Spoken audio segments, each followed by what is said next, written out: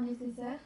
Ce que je trouve particulièrement choquant dans ce film, c'est qu'en condamnant à mort, Mélissa, on a l'impression qu'on lui rend service. Et c'est ça qui me touche particulièrement dans ce film, que ce soit le jugement moral que porte son avocat ou les autres représentants de la justice. On a l'impression qu'on lui a dit on t'a donné 30 ans, pourquoi tu ne les as pas acceptés? Et ça, c'est très grave en fait. Et ça m'a vraiment beaucoup marqué.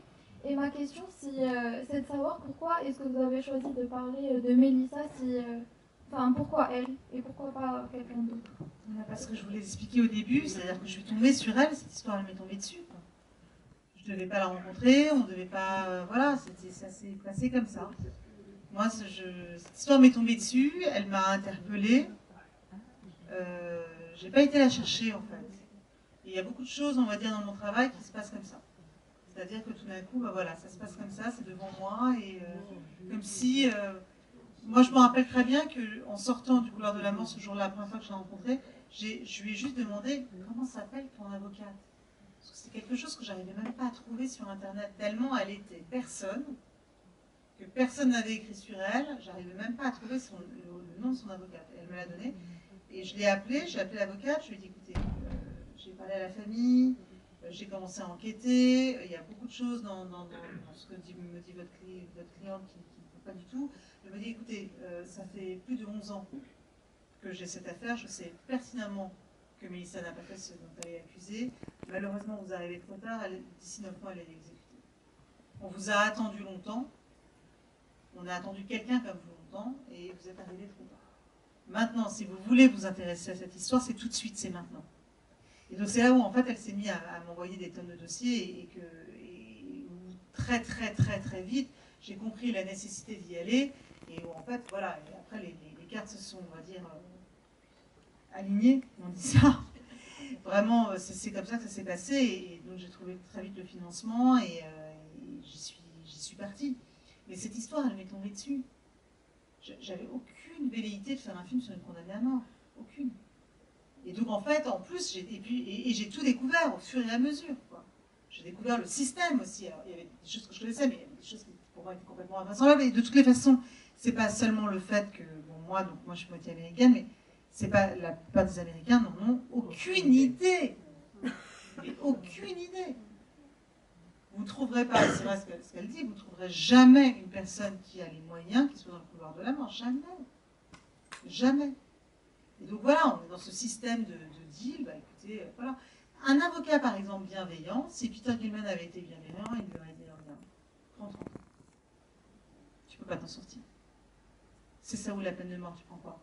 Voilà. Mais elle ne connaît pas le système, donc elle se dit, bah, je vais aller au procès, mais sans savoir. D'ailleurs, dans le procès, on va dire, dans les interrogatoires préliminaires, quand on a le juge qui lui parle, il essaie de la dissuader, hein. Il essaie de lui expliquer, il lui dit, madame, monsieur, vous comprenez que les jurés vont voir ces photos, que vous avez aucune chance de vous en sortir, vous comprenez. Il essayait, lui, il était plutôt, voilà, il essayait de lui expliquer qu'elle n'avait aucune chance de s'en sortir, mais elle n'en avait aucune. Et donc ce qui se passe aujourd'hui aux États-Unis, c'est qu'il y a énormément de gens où très vite, en fait, on leur propose un deal. Et leur avocat leur dit, tu le prends. Il dit, oui, mais je ne suis pas coupable. Ah oui, c'est pas grave, ça, on s'en fout. Tu prends le deal, hein, tu vas prendre 5 ans, parce que si jamais tu ne prends pas les 5 ans, tu vas prendre 30 ans, ou tu vas prendre la prison à vie sans remise de peine. Donc, tu es gentil, tu prends les 5 ans. Et c'est pour ça qu'en fait, aux États-Unis, il y a un nombre aberrant de personnes qui sont en prison pour toutes les mauvaises raisons. Et comme par hasard, les États dans lesquels la peine de mort est appliquée sont les anciens États esclavagistes. Parce que le système a été, en fait pour mettre des Noirs en prison, pour mettre des minorités en prison, pour mettre, en fait, si vous voulez, les gens qu'on ne veut pas voir. On les met là. Voilà. Est-ce qu'elle a le droit à des visites? Vous l'avez vu? Oui, bien sûr. Déjà, je l'ai vu 5 fois avec le film. J'avais le droit, moi, en tant que journaliste, de l'interviewer 1 heure tous les 3 mois. Mais si vous venez de loin, vous avez le droit à, je crois, 4 heures de jour d'affilée. C'est ça? Oui, c'est comme ça que très souvent les personnes qui viennent de très loin vont bloquer. Et alors c'est en jouant sur les mois, parce que c'est 4 heures par mois, donc on prend la demi-journée de la fin du mois, et la dernière demi-journée de la fin du mois, et la première demi-journée du mois suivant, ce qui fait 2 demi-journées, mais pour 2 mois, donc après il faut encore attendre. Mais voilà, et puis il faut surtout, si on veut pouvoir visiter quelqu'un, il faut que cette personne soit sur une liste qui a été acceptée par le système pénitentiaire. Alors là aussi, d'un État à l'autre, vous avez des systèmes très différents. Mais actuellement, au Texas, c'est le délire et la parano à tous les étages. C'est-à-dire que si vous voulez écrire à un condamné à mort au Texas, papier blanc, enveloppe blanche, pas de carte postale en couleur, pas de photos, pas de fleurs séchées. On ne sait jamais, ça pourrait être des explosifs, de la drogue, enfin Dieu seul sait quoi. Alors il y a beaucoup de choses aussi. Il y a le fait de leur envoyer de l'argent. Donc avant, beaucoup d'organisations, parce qu'évidemment elles ont bien des familles très pauvres qui ne peuvent rien leur donner, et ils ont bien besoin d'aller acheter, on va dire, des choses de première nécessité, parce qu'on ne leur donne rien. Hein. Par exemple, une femme, voilà, elle a ses règles, elle a besoin d'aller quand même acheter des choses, on ne leur donne rien dans la prison. On leur donne rien. Voilà. Donc, on leur envoyait un petit peu d'argent. Ils ont changé les règles au Texas. Aujourd'hui, il faut être sur la liste de visiteurs. Et alors moi, voilà ce qui se passe, c'est que moi je suis journaliste. J'ai le droit de l'interviewer 1 heure tous les 3 mois. Le fait qu'elle m'ait mis sur sa liste de visiteurs pour que je puisse lui envoyer de l'argent, fait en sorte que je suis interdite à vie d'interviewer quelqu'un d'autre au Texas. Alors si vous voulez en savoir plus pour la vie dans les couloirs de la mort au Texas, vous trouverez sur le banc ce dépliant qui a été fait à partir de la correspondance, parce qu'à la 4 France, il y a des correspondants avec les condamnés à mort aux États-Unis, et c'est Charles Mamou qui correspond avec un groupe A4 qui a donné des indications sur sa semaine. Voilà, ça commence 4 heures du matin, petit déjeuner.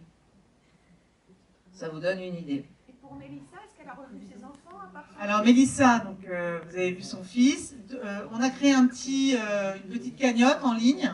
D'ailleurs, j'en profite pour vous dire, donc suivez-moi sur les réseaux sociaux, mon nom Sabrina Van Tassel, sur Instagram, sur Facebook, ou sur le film The State of Texas vs. Melissa en anglais.